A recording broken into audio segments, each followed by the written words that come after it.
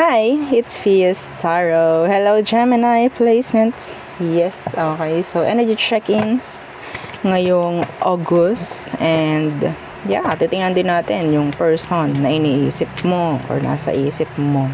Okay, so, syempre, again, before tayo mag-start, palagi, kung hindi ka pa nakakapag-subscribe, please do subscribe and hit the notification bell para lagi po tayo maging updated sa mga mangyayari pa lang. And yes, kung meron pong tanong pagdating sa private reading, just message me sa akin pong FB page for more info. Ganun rin po pagdating sa ating mga items. Sa mga ayaw nang makinig nito, you can skip the video sa reading na mismo. Okay? So, yes, ito yung ating mga items. Okay? So, meron tayong protection from evil eye. Yes, we do have ring. Yung ring natin is adjustable.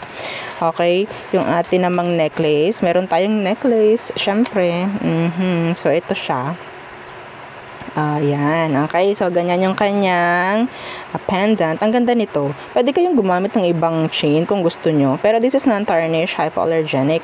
Okay. So, this is unisex po. No? Yung ating evil eye necklace. So, yung ating namang dalawa pong bracelet. So, yung bracelet natin, meron tayong adjustable. Yung adjustable po natin is ito yung tinatawag natin customize. Oo. Customize kasi nalalagyan po natin ng initial. Initial po ng magmamayari. Available ito sa red strings. Okay? And, ito naman yung ating garterize. So, yung garterize natin is ganito na, hindi siya customized. Hindi siya kino-customize. Ganito na siya mismo. No? So, yan siya. No, ganun yung kanyang pendant. Okay. So, pantaboy evil eye. Okay? Pantaboy evil eye.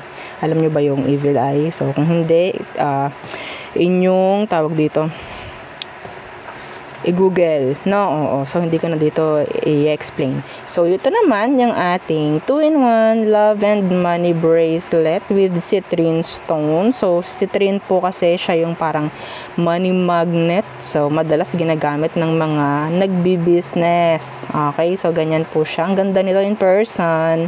Dito pa lang, di ba? Ang ganda na. Pero, yeah, lalo na in person. Okay? This is 7 inches long. Hindi po siya, ang tawag dito, garterized, and hindi siya adjustable. Okay? So, kung lalaki ka, gusto mo nito, pwede mong ilagay sa red pouch. Okay? So, ganun lamang. Hindi natin para pangplikaduhin pa. Oo. So, samahan nyo ng evil eye protection kung maaari. Okay? So, ito naman yung granter natin. Granter necklace. So, siya yung taga-grant. Okay? Ng mga minamanifest. Okay, ninyo, siya yung taga-grant and tagapagbigay ng weekly surprises like twice per week. Meron siyang ibibigay sa'yo. So, in total of 8, no, per month, no? Kung mabubuo man. And dapat maganda yung frequency mo. So, yeah, this is non-tarnish, hypoallergenic, and this is made to order unisex po. Ha, itong ating granter. And syempre, yung ating cord cutting. So, si cord cut naman, yung pangtanggal at pangtaboy, MALAS. Okay, ganito po siya, ha. So, ganito naman yung likod. Meron siyang mga stones. Okay. So, meron itong, alam ko, meron siyang lapis lazuli. Yeah, meron siyang lapis lazuli. Pero ang dami kasi, ang daming stone nito sa likod, no? Pero hindi ko kasi sa ulo yung stones. I'm not into mga stones talaga. Hindi ako masyadong nag-aaral ng stones. Pero ang alam ko, itong mga stones na to, magbibigay sa'yo ng balance. Okay? So, makakatulong rin sa'yo. Pero anyway, kung ano ang aking gagawin dito, yun yung number 1, syempre. No? Na job description niya. Job description nito is pangtanggal, MALAS. Pangtaboy alat. Okay? Sa buhay mo, sa bahay mo, sa negosyo. Okay? Sa pamemera. Yun po. Ha? And syempre, yung ating, ang tawag dito, cleansing kit. Okay? Yung ating cleansing kit is available, I guess. I guess, oo. So, ang laman niya is white sage and selenite crystal. Okay? Selenite crystal, so lifetime use. Pwede nga, lifetime use ninyo. Talagang magagamit, lifetime. So, kasi si selenite po is a crystal. Okay, so nare-recharge naman siya. Pwede sa full moon, mga ganyan. Okay, kung anong way ninyo, kung paano kayo mag-recharge ng crystals nyo. Pero yung selenite siya, yung mismong taga-recharge ng mga charms and crystals nyo. Okay, siya mismo. And samahan natin ng white sage para ma-clear ang energy kung ano man ang meron sa paligid-ligid, no? Anyway, so yeah, let's start the reading for you, Gemini. Gemini placements. What is for you? Our Gemini placement, Sun, Moon, Rising, Venus, North Node. Kung alam nyo, okay, na kayo ay Gemini sa mga bandang doon, o diba? Bandang North Node, bandang Moon, bandang Rising. Yeah, pwede sa'yo to. Okay, madalas kasi mga nanonood ng Gemini is ang alam lang nila is zodiac sign, their zodiac sign, your zodiac sign, Gemini. Yun lang yung madalas alam, no? Anyway, mas maganda po, no, alam niyo yung inyong mga ibang placements. Parang titingnan nyo rin, no, yung inyong mga reading sa part na yon. Anyway, let's start the reading for you. So, what is for you, Gemini? The Six of Swords. And the High Priestess in reverse. Mayroon pong mga masusolusyonan dito. Akong nakikita in general. Yeah, the drama, the conflict. So, may mga solusyon akong nakikita. Lalo na po if this is regarding family matter. Okay? Or kung ano man, pagdating sa mga issue, pagiging ama mo, pagiging ina mo. Hindi tayo nag-aano. Oo, hindi yun bad word. Mukha lang, pero yeah. Oo, so yun ang akin nakikita. So I'm hearing a solution this August. Okay? So what else? Somebody will get a visa or maybe marireleasan ng visa ngayong August. That's not for all, pero yeah, I'm hearing that energy for you. Okay, yeah, the Six of Pentacles. Okay. Merong mababayaran, meron ding makakapagbayad ngayong August. Okay, I'm hearing sufficient. I don't know kung ano yun. Ano tong Six of Pentacles? Again, another 5. So, the 5 of Swords in reversed. Meron akong nakikita talaga dito, solusyon. May mga, tawag dito, malulutas, no? May mga kasagutan na mangyayari ngayong August. Okay? Yeah. 10 of Cups. I'm hearing forgiveness for some of you. Meron kayong mga energy na pwedeng may mangyayaring pagkakaayos.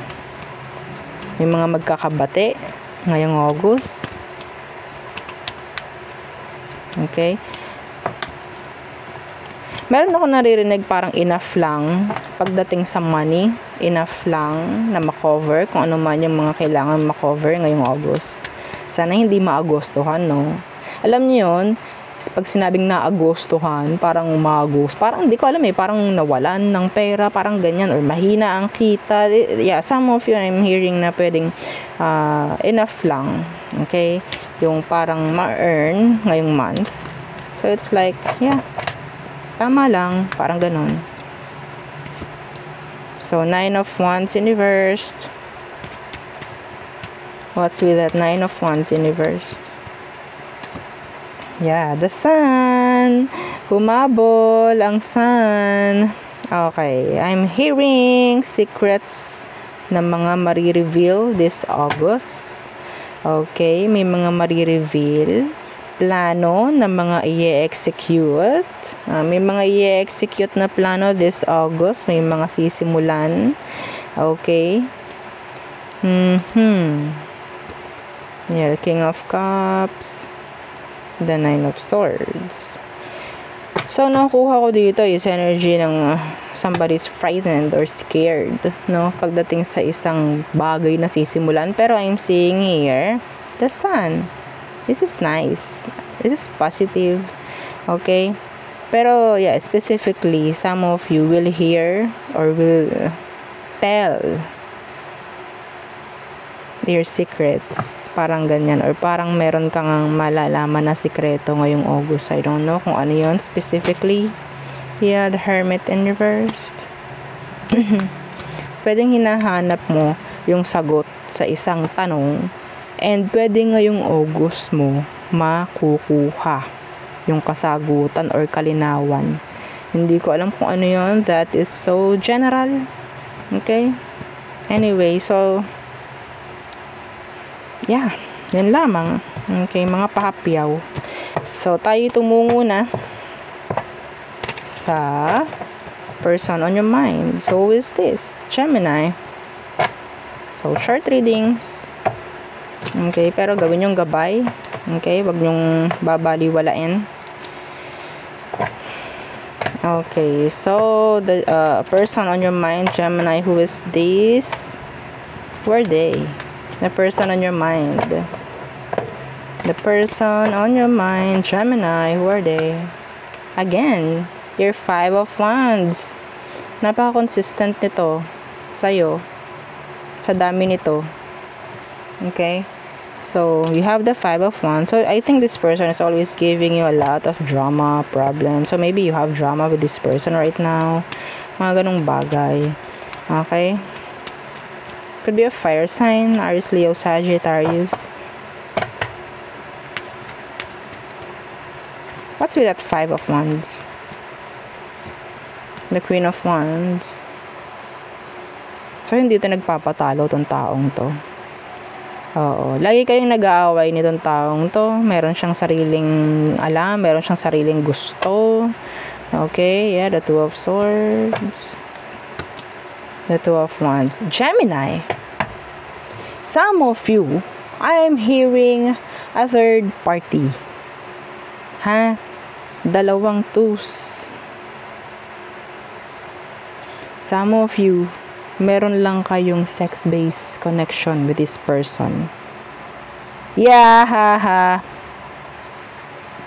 Meron lang kayong sex-based connection ng taong to. They're, sabihin nating, totally physically attractive, mapababae or lalaki, kung ano man ang gender niya, they are attractive. They are.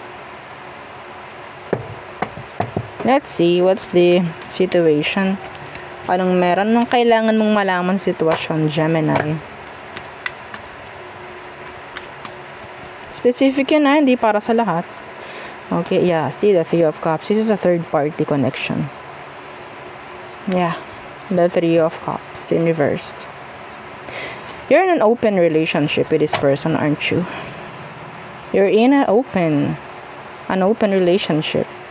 This is an open relationship with a fire sign, maybe, or water sign. No commitments at all. Okay, no commitments, or hindi ka nga pwedeng mag-demand dito. You can't demand. No commitments at all. Yeah. So, the 3 of Cups in reversed. And, so, open relationship. Yeah, the Empress. Oh. You're not into this talaga. Pero, yeah, maybe the sex is good. I think. Yeah. Nobody cares kung merong aalis dito sa connection or may mag-i-stay. Pero, yeah, maybe. Sex-based connection, open relationship, no commitments, no relation talaga na masasabi or label. Hindi ko nakikitaan yung sitwasyon ninyo ng progress or elevation or what. Okay? So, as is, sabihin natin, ganyan lang yung magiging connection ninyo nitong taong to. No progress. Okay. So, what is their emotion? Let's see. What is their emotion? Some of you, pwede kayong same gender. Yeah. Some of you. Hindi yun para sa lahat. Let's see. Ano ba ang emosyon nitong taong to sa'yo, Gemini? The Ten of Wands in reverse. They know you'll drop them. They know. Or feeling nila talagang hindi ka talaga into this. Okay, why? Why the Ten of Wands in reverse? Hindi niya i-stressin yung sarili niya. Okay, some of them, may chance na hindi nila totally ginagawang attach yung sarili nila dito. Ayaw nila yon. Another 2. So, I have an angel number for you. 222. Okay? So, they know you're a juggler. Some of you, this person knows na ikaw ay merong somebody else. That there's somebody else in the mix. Aren't you? We have the Empress here. Some of you may anak ka. Huh?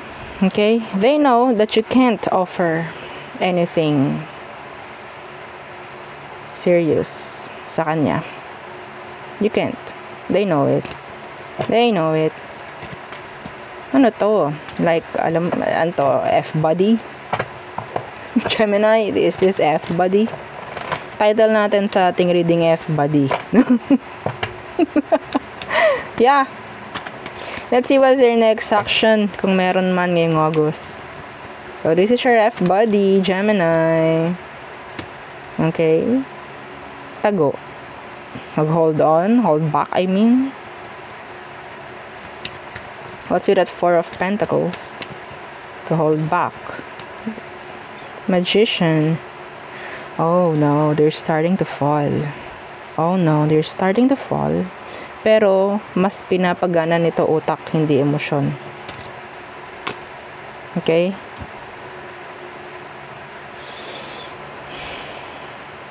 They want this. They starting to want this connection. Starting to fall deeply dito sa connection. Pero yeah, they will avoid na ma-attach. Oh no. Oh no. Let's see. Ano ba ang outcomes, last advice for you, Gemini, ngayong August? The Hanged Man.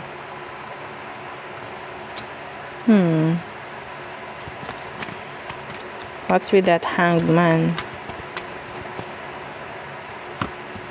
The Knight of Swords. Okay, don't settle for less. Yeah.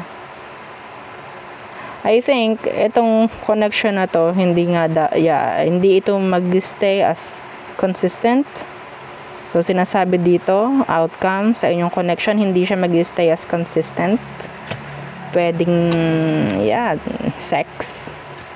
sex-based lang itong connection na to sa mga hindi nakakaalam or hindi sila aware, like, ano bang meron talaga sa amin. Yeah, this is just a sex-based connection, an open relationship. Okay? Walang magse-settle dito. Pero somebody is pwedeng na-attach na. Could be you watching. Okay? So, yeah. The Knight of Swords in reverse. This is 2 in and out. Okay? So, you don't need to settle down or just settle sa iba sa inyo. I think this is like an advice for the cross-watchers. For the cross-watchers na nakaka-resonate. Yeah. Anyway. So, there. I'm hearing some of the cross-watchers is manifesting progress pagdating dito sa connection, pero it's not sabihin natin pwedeng hindi siya mangyayari, like mahirap. It's like you're the side dish. Mahirap maging main dish kung ikaw ay side dish. Yeah. Okay? Masyado lang, alam nyo, like the side dish. Sa side dish pa lang, minsan nabubusog na no? Minsan, Kaya, pagdating sa main dish, okay, medyo hindi na okay. So, it's like, diba? I don't know, and I don't care. What? Okay, let's see. All signs. All signs are true Pisces. So, paano na ang main dish? Oh, so parang, ako yung mas inuuna. The side dish. Aries, they're going away. They're walking away. Taurus, they like you. Yeah, they have an offer, some of them. Gemini, they have trust issue, or maybe you don't trust this Gemini. Okay, there's this something na pwedeng hidden with a Gemini. So, Cancer, they want to know everything about you. They're curious. Leo, some of them, they're trying to distance themselves. They're trying to distance. Some of them, they're just like accepting kung anong meron sa situation. Virgo, they want your attention. Yeah. And yeah, maybe you're getting their attention, I guess. Libra, they're so kind. Okay, some of them, they're putting healthy boundaries from you. Or maybe you have to put healthy boundaries from them. Okay, so Scorpio, an ending. I'm seeing an ending with a Scorpio. Backstabbing. And I'm hearing secrets will be revealed with a Scorpio. Sagittarius, they're happy. They are happy right now. They want to have, sabihin nating a happy family or a happy ever after with you. What? So cringy. Oh, cringe. Anyway. Capricorn. Okay, they doesn't want any kind of tension. Some of them, they want to unblock you. Or maybe they will unblock you. Okay, Aquarius, they're flirt. Yeah, they're flirt. They're a player. They're not serious. Yeah. Pisces, a time waster. They're just wasting your time. Gemini, or maybe you're wasting their time. Anyway, so there, yun ang aking reading for you. Gemini placements. Again, please don't forget to like, share, and subscribe. And follow our FB page and yung atin pong second YouTube channel na nasa description box below. Again, yeah, paki-follow, paki-subscribe. And yeah, again, thank you. Goodbye.